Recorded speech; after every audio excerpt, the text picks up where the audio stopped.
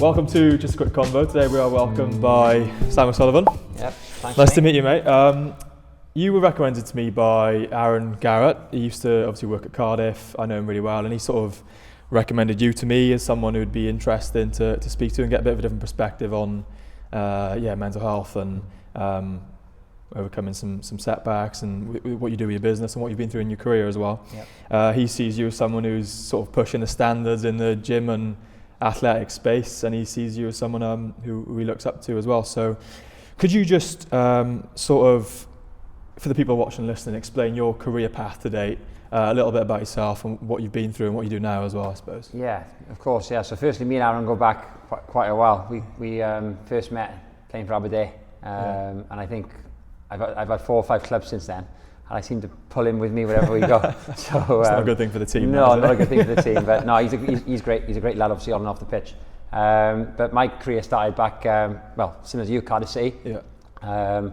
I back in those days, it was kind of like schoolboy days. Mm-hmm. So I signed quite late, like 14. Yeah. And I was told the Christmas time when I was 15 that I wouldn't be getting a YTS back then. Yeah. And it was hard to know what to do then. I always had aspirations of being a footballer, a professional footballer, like a lot of young kids do. And to get told at 15 that he wasn't going to get a professional contract, it was kind of like, and it could have been the end of the road to me. But I just took that opportunity as a setback. I was quite unfortunate that I didn't hit puberty till quite late. I can laugh about it now. But I remember being at like 15 years old, and there was men in the team, and I was still developing. So that kind of worked against me. And he was kind of like got released at Christmas time, and I just thought, why not? I've got a contract at the end of the year. Me and another lad got released at the same time, and they said, look, you can carry on training, you're not going to have a contract. And I was like, well, the training's great, it's great coaching, why would I not come? And I carried on training till the summit, whereas the other lad, he's like, oh, I'm not going to get a contract, and he kind of knocked it on the head. So I knew at a young age, like I had a good mentality. And what was funny then, I left school at 16, and an opportunity came up to go to Hartridge Academy with Newport County. They had an affiliation with Newport. So I went to Newport at 16. I lived in Abercon at the time. So again, to Abercon and to Newport every day. Trek. Oh, a trek. It was literally, my dad would take me to get to the local rugby club. I get a minibus from there to another place, and then I get a bus from there. So it was like, it was crazy. It was like an hour and a half to school every day. But I knew that if I wanted to pursue my career in football, that's what it took. And it was funny, as soon as I got released by Cardiff, I started to develop and grow. Discovered the gym a little bit then. And at 16, I was in the first team in Newport County. It was crazy. It was a crazy year. And I went on to play for Newport then from 16 to like 22. Ended up making like 160 appearances, just shy. That was the start of my football career. I won't tell you how many clubs I've had since, because I'm still playing now at 39. I went from there to Merthyr. Probably shouldn't have left Newport, didn't get released or anything, but they sacked the manager, and I was like, that's me done, sort of thing. And Merthyr were at the time spending a lot of money. I was in uni at the time as well, so the benefit of being at Newport was when I finished my A-levels, I was in the first team. We only trained twice a week. I was getting paid to do it, but what else do you do? So I went to uni. So Newport and Merthyr, and I was in the non-league space then. Went into League of Wales back then, which is another Welsh Prem. Signed for Carmarthen. That didn't really work out because I was working now as a personal trainer. That's what you did in uni. I did sports science in uni. So did the degree, and I remember handing in my dissertation. Everyone was like, look, I'm doing a PGC. My mother was a teacher. I was like, there's no way on earth I'm going to be like a teacher. She was coming home stressed, marking on weekends. I just knew, I didn't know what I wanted to do. I just knew I didn't want to be a teacher. And it was quite funny that 80% of the students on my course all did their PGC. But my mate who I was in uni with, we're still mates now, he was like, oh, I'm booking a PT course. I was like, oh, I'll put it on a credit card, and I did that. So that was the start of becoming a personal trainer. Obviously I was still playing football at the time as well, and then just Carmarthen, went to Cinderford, played over the bridge. I opened this business when I was 26, 27, and that was kind of the end of it for me in regards to chasing the money or trying to get into the professional game. And it started as just a PT company, and then the gym came along after it? Once I became a personal trainer. We are filming in SOS Athletic Excellence. So this is my gym now. Yeah. Obviously we got here. We'll get to how we got here in a roundabout way. But yeah, I did the PT course when I was still playing. I did the PT course when I was still playing for Newport. Yeah. Which was great. I got a job in Fitness First in Newport while I was playing for Newport, which was brilliant. I had a good 2 or 3 years working there, which was brilliant. I was working in the city. You know, I was playing for Newport County. Members would come in and be like, "Oh, that's Sam. He plays for Newport County." So he was a perfect setup in a way. Yeah. And that definitely allowed me to like build my client base and stuff. Obviously, when I left Newport County, I still worked in that gym for a little bit, which was good. And unfortunately, that gym shut down then. In the last year I was working in that gym, I became the fitness manager. So I was doing a bit of personal training, became the fitness manager, and I transferred from there, Newport Fitness First, to Cardiff Fitness First as the health and fitness manager. Did that for a year, and then I thought, you know, why am I spending so much time helping other people build their businesses? Like I was caring more about the personal trainers' businesses than they actually cared about themselves. So I thought, you know what, I'm probably going to go back to being a personal trainer. I was dating a girl that was also a personal trainer there as well. And we ended up opening this place together then, and that was when I was 26. Yeah. So, and through all that time, I've been playing football, whether that's been in England, like for Cinderford, Mansfield, or in the English Pyramid for Merthyr. I had a few spells in the Welsh Premier League with Port Talbot and Carmarthen.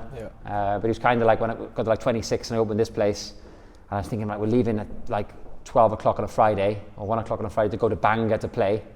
Like, I've got to pay someone out to like run the gym for me, and I'm going up there. You might only, you know, it's like with football. You might not play 90 minutes. You might only get 20 minutes, and you get in like a bit of money, but it's like it's not worth it now. And that's when I signed for Aberdeen then. And I think like football started here, the PT was here, and then it's kind of like gone like that a little bit, which is natural. I think is, you know, where focus goes, energy flows. That's a big thing. And it's difficult to stay on top of your football when you go from a team that's training every day as an academy, then you go part-time training twice a week, and then the teams I play for, you know, the last 10 years have been like, just play once a week, and you've got to look after yourself and do all your fitness work. But, you know, is that sensation, that touching the ball, is the skills. It's difficult to practice that on your own, isn't it? Yeah. And that's 100%. What you lose when you're not doing it. But yeah, this is my gym now. We've opened this in 2013. So we've been open for November 2013, so it's been like over 13 years now. We opened it. It wasn't like this. Didn't have the mezzanine. Didn't have next door. It was just literally this room. It didn't look anything like this. We just had a big carpet down there for the sleds. A couple of squat racks. That was it. And yeah, we've obviously grown the business now to like a good level where we got staff and a nice membership base and a product we're proud of. Even though you've developed, you know, this business for the last 13 years, like you said, you've still played, and I know you've coached as well. And why is it that you still choose now and have always, you know, chosen to play and compete? Even though you've probably got a lot on your plate, like you say. Yeah, it's a great question, and I did get into management. So I managed a player manager at Port Talbot, Cymru South. Like I got offered that opportunity and probably wasn't ready for it. But they said, look, they paid for my B license, and he was like, I knew I wanted to get into coaching. So I kind of did that for a little bit, but I've gone back to playing more, because I think it's the identity thing. I've always played football, so it's like what we do, right? Is changing that identity. But for me as well, football, especially the playing aspect, the managing is stressful, right? Being a football manager, geez, it's hard work. Looks it from the outside. But the playing, it gives me a nice release. And I think here, obviously, it's my gym. I got staff. You know, you can't be your best mates with your staff. There's times you've got to have those difficult conversations and those leadership conversations, which is so fundamental in terms of the growth of the business. You know, we got, like we say here, we got a saying, direct is respect. If I'm direct with you, it's because I respect you, and we're not going to like pussyfoot around like a tough conversation. But when you're like that with your colleagues and your in work, or the people that you manage, it's difficult, because you've always got to be like, you know, the leader, the boss, because you have got to have those conversations. But football for me has always been a release. So I think that's why I enjoy. You know, when I play football, even now, when I cross that white line, nothing else sort of exists. You know, your stresses, you know, it just goes away. And I think that's probably why I've kept playing. I have found other stuff that does similar, and I am sort of going into that identity crisis thing. I'm probably going to change and move. I've done a few high rock saves and half marathons, and that's such a great buzz as well. But I think that's probably the reason I keep playing, is because of the what it does for my mental health and my mindset. Just that release, do you know what I mean? And what about maybe some of the skills then that like that are transferable from playing, coaching, being involved in competition in a team sport week in, week out? What parts of that do you sort of transfer into your business? I know you use it as a release from your business, but then what goes back? It's a great question. I think there's so many values that transfer from sport to being a successful business owner. I think discipline, you know, like what you do in silence like matters as a footballer, right? You know, when no one's watching, like when you're watching Netflix in the night, what are you eating? You know, that discipline is the same in business, whether you're checking your KPIs, whether you're doing your sales calls, whether you're sending your daily emails, whether you're following up with leads, whether you're taking the time, like you guys doing this podcast, to get the captions right on the, you know, the editing process. The small details. You know, this podcast just doesn't go out right on YouTube. It's probably 4 or 5 hours of work, but the success of this podcast is more determined. More than that with my ability. But the success of this podcast is determined by, you know, the time and effort you put into those tasks. And I think, you know, discipline is one. I think obviously time management is a big one as well. You know, football, you've got 45 minutes and 45 minutes to make it count. I think that's a big one in business, because as a business owner you can get dragged from like pillar to post. Being efficient. You know, the efficiency is a big thing. You know, making sure you get things done, I think is huge. I think the self-respect you get from obviously performing well and doing the work and getting the benefits. You know, if you've played in teams or you've won league titles or you've won cups, like, you know what it takes on the wet, cold Tuesday nights when it's hammering down the rain, that you've got to go training. You know, is the effort that no one sees. So there's so many. I think we could go on and on, but the resilience as well. Like in terms of like me, I know you're out now with your ACL. I did my ACL when I was playing for Mansfield, and you know, 14 months without football, it can send you to a bit of a dark place, right? So, you know, overcoming those setbacks and those knockbacks and the resilience that you develop from knowing that you can get through those tough times, because tough times are going to come again.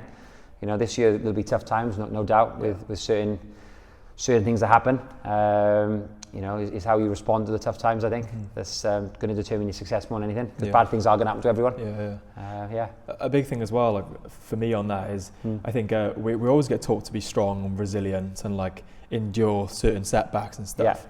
But I think a big thing that I've learned as well is it's not just about that, but it's about like enduring it, but then also finding ways to be like even better and almost thrive in those setbacks. Do you know what I mean? It's not just about like I can tolerate that, because you might be able to tolerate something but still be unhappy or find it really hard or not be content. But I found that it's also about taking it, being tolerant to it, but also finding ways to then go, no, I'm going to be even better. I'm not just going to tolerate it, I'm going to actually thrive in the setbacks as well, if that makes any sense. I think you know, life throws you challenges, and is when you overcome those challenges, you realise not just how strong you are and how resilient you are, but there's always learning to be done. I always say to my clients, like, the past is the best school. Like, what's happened to you in the past and what you've learned about that is so good. Even on a day-to-day basis in the gym, like, we could, you know, take you through a workout and take another client through a workout, and the physiological response, physically, mentally as well, of how you respond to that workout is different. You know, you could be like, oh wow, that was like amazing, like, and you, after a day or two of recovery, you're ready to go again. Whereas other people can be like, oh my god, like, that was so tough, don't want to do that again. So it's finding out like how you respond to stress as well, learn from that, and then making sure then the next time you do it, the dosage is right to make sure to make sure you move forward. But definitely the past is there's so many lessons in the past, and a big thing that you probably hear a lot in sport is you either win or you learn. You know, there's no losing really, as long as you take the lessons from it and you don't make those same mistakes again. Then you know that you're gonna improve, right?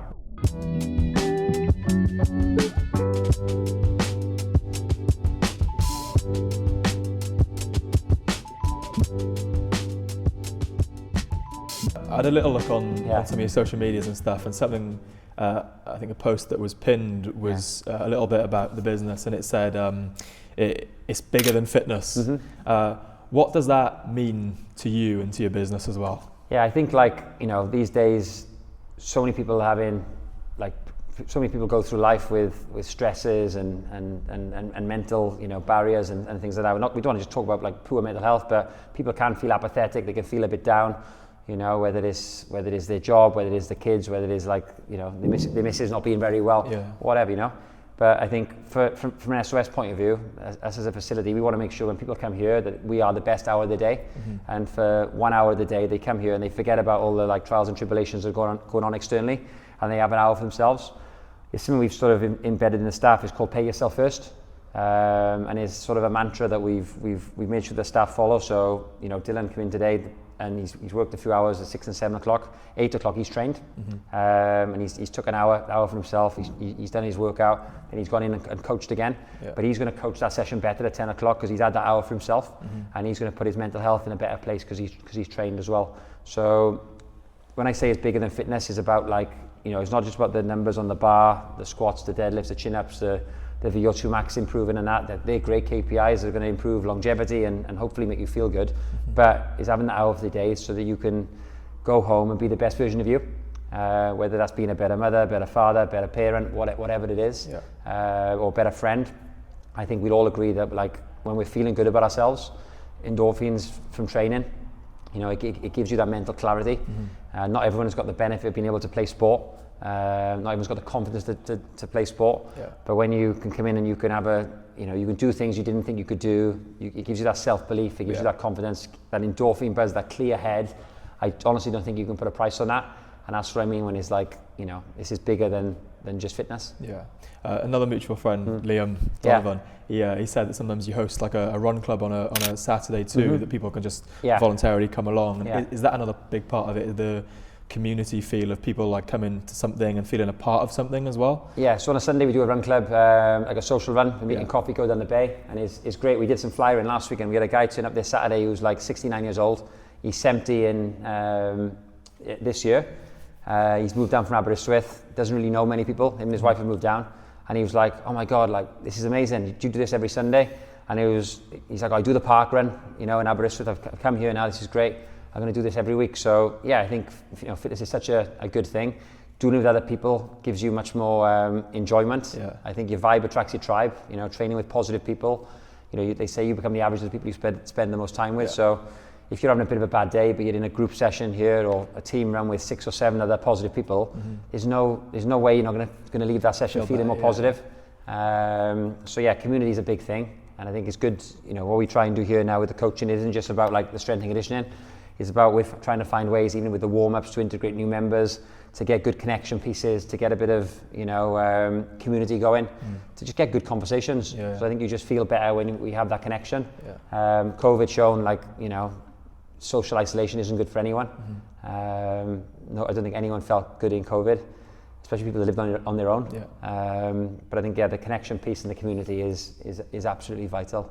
Just in terms of how you feel. Even from my side of things, like, and how that relates to me, like, a big part of why I'm doing this is because like being a footballer or being an athlete or sportsman, it's bigger than football. Like that, I would relate to it in that way. Like I'm doing this because I'm not just a footballer. You aren't just a gym owner or PT or a footballer. There's much more to people than what they do. Like work, your identity. Like I think, and this is a big thing I've struggled with as well. Is like because I see myself now as like you probably see yourself as a footballer. I see myself as a gym owner. Like, and imagine football isn't going really well for you. Like your self-worth can be really, really low. Same for me. Like if the gym isn't going well, we're not hitting targets. We're not doing what we set out to do. Like my self-worth can be in the bin. But then that's crazy, right? Because I'm not just a gym owner. I'm also a dad. I'm also like a partner. I'm also like a son. I've also got like siblings. I'm a brother. There's more than one identity. And I think that's the danger we have is when the danger of being a sports person, we've got that focus, and it's great to have that focus. But at the same time, we can be so focused on that one thing that when it's not going well, we can not feel good about ourselves. So I think it's important now to have like goals. And I'm 40 this year, and I bought a really good journal called the Goal Digger, not Goal Digger. So it's all about these different goals, and I've tried to set goals now in different areas of my life. So rather than just being like you could be as a footballer, I'm going to score 20 goals this season, 20 goals, 20 assists, and we're going to finish in the playoffs. And if you don't achieve that, because that's the only goal you've set, it's like you failed. Whereas I think by having like 30 or 40 goals, and I have set quite a lot of goals. Like I've set 40 goals for 40, and some of them are really simple. Teaching my daughter to swim. You know, making sure I take the dog for a walk every day. Yeah. Simple things you can tick off. Yeah. So if at the end of the year I've achieved 32 and missed 8, well, that's a pretty good year, right? So I think having a bit more understanding, more autonomy around happiness than just being so focused on one thing. I think that the only thing that you need to do that is you've got to do it wrong to do it right. And the way I used to set goals was very these are the 3 goals, I'm going to get them done no matter what. And then you actually achieve them and you think, oh, well, I've achieved those 3 things I set out. But as a result of that now, my relationship with my missus isn't as good because I'm working out every hour under the sun. I'm not having an hour a day to play with my daughter because I'm so focused on other, you know, so it's about balance. And I've learned that balancing is hard. It's very difficult to always find that perfect balance. Sometimes certain things are going to give, and that's fine, but it's realizing that and then making sure that if you are having a busy month in the gym, like January, February for us is going to be busy, okay, then the times in December and November maybe when it's quieter, you can lose a bit of focus here and focus on other areas, just so over the year, a bit like periodization, you periodize the year based on what you can't get fitter, stronger, more powerful, leaner, every second, hypertrophy, you know, all the time. You've got to have different phases, and I think life's a lot like that, especially with navigating everything that I do navigate. It's so funny you say that. With football as well, for me, it's I've started to enjoy football in my career way more after realizing that it's not the be all and end all. And that sounds a bit backwards. You think, that means maybe you've lost a bit of focus, and I haven't. I do all the same things and work as hard as I did before, but just that realization that if something goes wrong, I'm still me, I still have other things going on, like you say, I'm a brother, I'm a son, all those things, and you take value from all those other things, which that actually allows you to feel all the positive effects of being a footballer or being an athlete. Whereas if you're confined into the space where you think football has to work, you don't actually enjoy it, even if it does work, because like you say, you sacrifice there in other parts of your life, you feel more stressed, you feel your relationships aren't as good, things like that. So I feel like I work just as hard, as before, but I also then realised that enjoyment's a big thing, right? Enjoyment's a big thing, and whether you're coaching a football team or you're coaching members or you're coaching kids, if people enjoy it, guess what? They're going to want to come back to that activity, and coming back means they're going to be more consistent. Imagine here now, I'm training you, and I give you the best. You pay for a month of training, right? And I give you the best month for your results, but you don't enjoy it. So you've got great results, but you haven't enjoyed it at all. Are you going to repeat that month again and again and again? You might repeat it again because you're resilient and you've got focus, but there's going to be a time when you're not going to repeat it. Whereas imagine now for that month, you love it.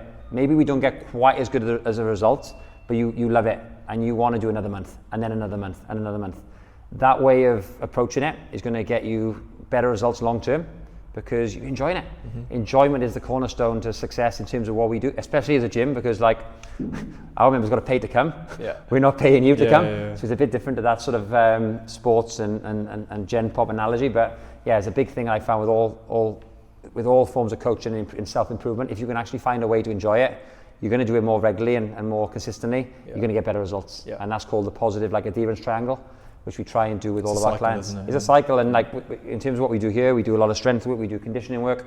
Some members prefer the conditioning, so great, we're going to put that into their program, but we're still going to put the strength work in as well, but it's finding out a routine that they really enjoy, and if we can do that, and maybe there might be a few workouts in there they don't enjoy as much, but they need to do, it's going to lead to longer term success. 100%.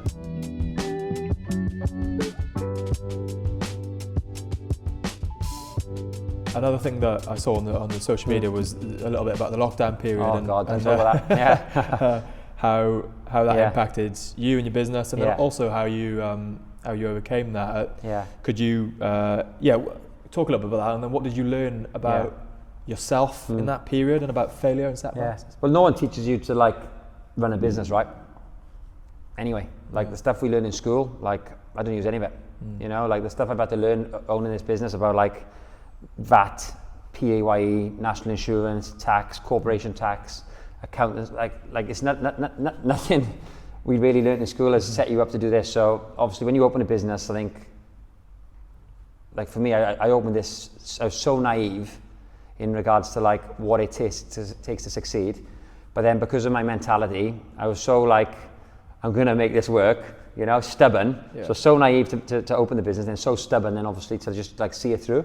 So I wasn't probably the best person to open a business anyway, because I didn't, you know, I just been self-employed. Yeah. I didn't know how to manage staff and have conversations with them and things like that. So, you know, business has always been hard, and it still is to this day. But obviously, I think the demons you slay on a daily basis, you think, oh, I've got this problem, and like it looks like a big dragon, right? Oh, how am I going to deal with this? But then as you slay those dragons, the dragons just get bigger and bigger and bigger. The problems get bigger as the business improves. I think when COVID happened, like we didn't know what it was. Like we didn't know, like the lockdown came, right? We had no idea how long it was going to be for. I think the first lockdown was like 30 days. Yeah. We ended up being like, I think in lockdown was it 14 months out of 20 or something crazy. It's a blur, isn't it? So, you know, we were quite lucky with the membership base we had. They were quite loyal, but we couldn't train. Like we was in complete lockdown. So what our members were used to, we couldn't deliver that because we couldn't do the in-person. We were quite lucky. I wish I bought shares in Zoom. We transferred all our members onto Zoom like most gyms did. And we just asked our members to pay like a much lesser fee. Yeah. I think we charged £45 a month.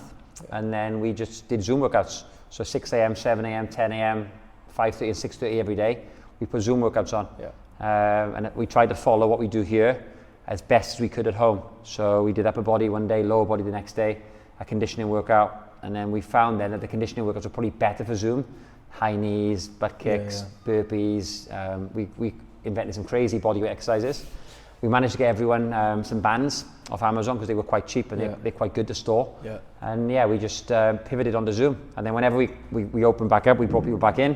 And when we went back into lockdown, we just pivoted back to Zoom. So we put a few staff on furlough to save on the wages, and we just made sure the money coming in then we weren't hemorrhaging too much money. We were losing about 2 or 3 grand a month in COVID. So our bank account just went from like, I think we had like 50 grand in the account, and it went down to like literally, we didn't have a lot, and we took out 100 grand of COVID loans, which we're still paying back. But they're done in July. So when they're done in July, I will have a whiskey. It's all up from there. Yeah, we're still paying 2 grand a month, just under 2 grand a month in COVID loans.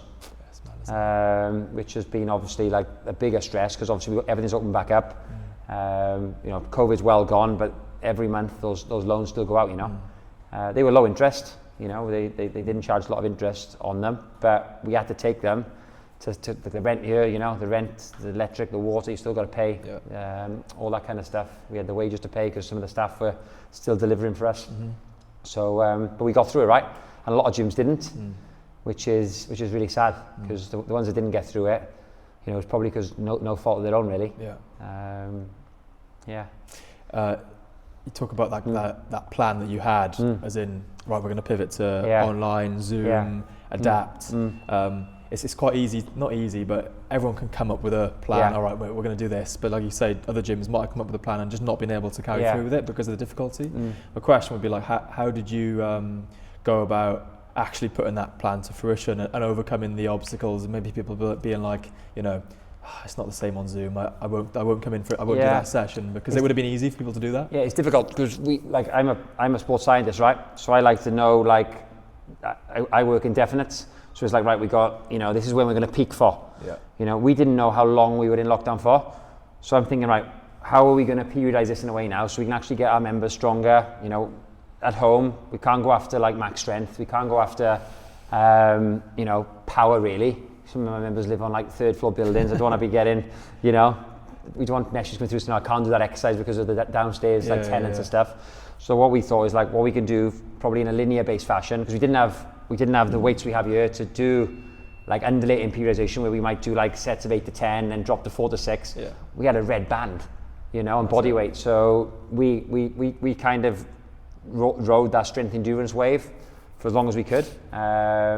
We did get our members to get a Swiss ball, and stability balls were great because they opened up like more exercise for us. You can do a lot of like, you must do in football, a lot of hamstring work, glute work, great for your core. We figured out a way with the bands to do hack squats with the ball, so you can slide the ball down a wall with the bands. And we had some of our members with like 3 blue bands, literally like making gains, mate, like proper like hypertrophy pumps on their quads and stuff. So we did it in a proper way. We were just very careful initially in terms of how we started the program to make sure there was loads of ample opportunities to progress. Room for improvement, rather than going, right, we're in lockdown for a month, let's just smash people, and then if you're smashing them, like, where do we go from there? Yeah. So we periodised it in a way, and we used different like methods, whether it was EMOMs or AMRAPs, you know, just to make sure we were giving members like different stimuluses. Because when you're doing a lot of press ups and things like that, like elbows and shoulders, and the last thing we wanted was people to get injured. But what we also did as well is after the Zooms is like we left the Zoom on and been like, hey guys, look, like, let's have a chat. And I remember the one day we did a Saturday morning workout, and it was like 9 till 10, at 11 o'clock the members are still on there just chatting, because some of them were living on their own, mate, and like the social isolation of it is mad. And some members that come here now, I still know they live on their own. So I make sure I go over them and I'm like, mate, like, how's your day been? Fucking terrible, I've been on Zoom calls all day. But for that individual, like that connection piece, like someone actually speaking to them and shaking their hand, is what makes them feel like part of something. We have other members then are like working offices with hundreds of people. They want to be in the corner on headphones their own. In. Well, no headphones here. High fives over headphones here. Everything here is coaching, so we don't allow headphones. Okay. But knowing what the members need from a gym, I think is important, and what they need to feel good. And I think lockdown did give us a lot of insight into that. We had like we were doing crazy stuff in the end, because like we just embraced it. We were doing like bingo. We were doing like you know just to get people together. We had a quiz night one Saturday, and some members were steaming, mate. You know, on Zoom. Not good for the gym. Steaming, but like it was lockdown, wasn't it? And we were just sort of, you know, my biggest regret in lockdown is I didn't do more running. I took a squat rack home. I was living with my missus, 3rd floor apartment. We bought a dog in lockdown as well, which was great. Didn't have the baby, obviously. And my biggest regret is not doing more running. I tried to carry on with all my strength work, which was great. I had a squat rack, and we could kind of do like, you know, squats, floor press. We bought the bands with the handles, so you could do like seated rows. You know, I had some dumbbells there, a kettlebell. But yeah, I've got in my running a lot more the last 2 or 3 years. And I wish I'd like, my mate who I do the high rocks with, he ran a lot in lockdown. And he's like a head start. Mate, he's doing like 123 half marathons now because of what he did in that lockdown period. So that's my only regret, but yeah, here we are. Running. We got through it. Yeah, I think something that I can probably relate to with that is like, say starting this, for instance, like, or even getting injured at the start of the season, like, you know, I thought to myself, right, I'm going to have the surgery, I'm going to come in tomorrow and I'm going to be be positive and do my rehab best my ability, and it sounds all brilliant on paper, but then, you know, when you're in the situation and things pop up that are really challenging, it's not easy to be like, just come in and smile and be happy and take it all on the chin and all that. It does take real, sometimes like grit to be like, you know, my knee's really sore today, right, what can I do about it? I'm going to do what I can, I'm going to do these things. And even in terms of this, like I had a bit of a plan of doing it, but I couldn't foresee some of the challenges that would come my way, maybe some of the self-doubt that arise, should I do that? Did I speak well in this interview? And those sorts of things. And it's in those moments that like, your plan maybe has potential to go off track a little bit, and maybe your plan's at risk of going a bit, like I said, array, and you've got to proper remember why you're doing it firstly, what your reasons are, what your purpose is. And go back to like your plan and try and stick to it as best as possible. My point is, it's not easy. You can have a plan, but it's easy to sometimes get I think in life, I think if it was easy, everyone would do it right, you know. And I think sometimes, because we're good at certain things in our life, like you're obviously really good at football, right?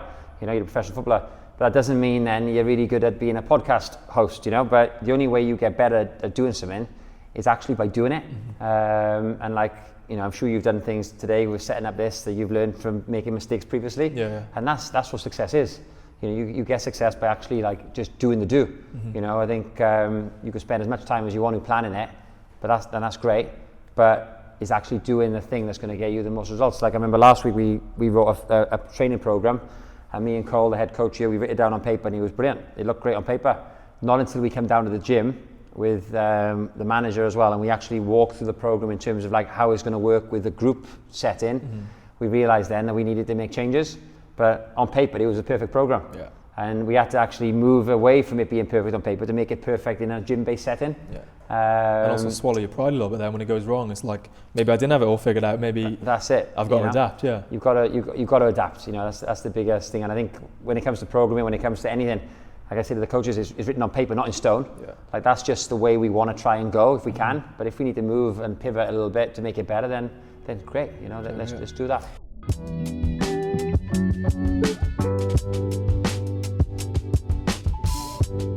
I asked you to come with a little question for me as well, just to reverse the dynamic a little bit. So fire away. Cool. So obviously you've hurt your knee and you got into the podcast, yeah? Yeah. If it wasn't the podcast that was going to divert your attention from the knee, what else would you got into? Oh, that's a good one. Because you've done this obviously to, like, you know, keep you busy. Yeah. Keep looking after your mental health. You said when you come away from football and focus on something else, when you go back to football, you feel better. Yeah. So we know that, like, you know, exploring different things and having different hobbies is great. Yeah. So just like, if it wasn't the podcast, what else would it be? I've got him here, haven't I? That is a good one. What other hobbies you got? So another one that when I got injured, I was, or before actually, but trying to learn Welsh. Yeah. So I haven't been as good at doing that because this has taken up a lot of my time, probably a bit of an excuse. But that's definitely something that I'm gonna, when I do go back to football, take up as well, to try and, again, like, maybe I don't have an episode to film for a month, so I can't just then not have anything to distract me. So learning Welsh, Learning Welsh would be one of them. I did learn like guitar before. Okay. So can't play on my flat at the minute because I'd be causing much carnage. But definitely, like, getting back into that and maybe trying to, like, level up or maybe whatever. you guys could set up a Welsh band. Yeah, maybe. Alex, singing it in Welsh. Alex plays the drums, to be fair. So we just need a singer because we haven't got a voice between the I pair of can't us. sing. Don't ask me. I think Liam Donovan actually plays guitar or something. Is it? Yeah, you are. You got a little we got a little band going now. Happy days. So maybe that, yeah. But it is quite thought-provoking actually, because it does make me think, like, I probably, even though I've got this and maybe learn Welsh, you need more. Like, there's not really like an amount where, obviously, you can't have too much going on to the point where you can't. Yeah, but football's not going to be there one day, is it? Exactly. And I think like, I can experience this now. I'm 39 and I'm still playing football, and people say, oh, you can play Welsh Vets next year and you can do stuff like that. And yeah, it's great, but you know, it is nice to pursue other things. And like this year, I've done a couple of 10Ks, done a half marathon, done a few high roxes. And it's nice to be excited by something that keeps you fit, other than football. Like, you see so many footballers, they finish playing and they're in the bookies or they're in the pub, and then they're doing things with their time that isn't really looking after their mental or physical health long term. So I think it is important that you know, if you stop playing, you try and find something that's going to keep you fit, keep you mentally in a good place. And yeah, I think for now you're fine. You've got football for a long time. I haven't got as much time on my side, unfortunately. Right, thank you very much. Yeah, no worries, mate. Appreciate it. Thank Cheers. you.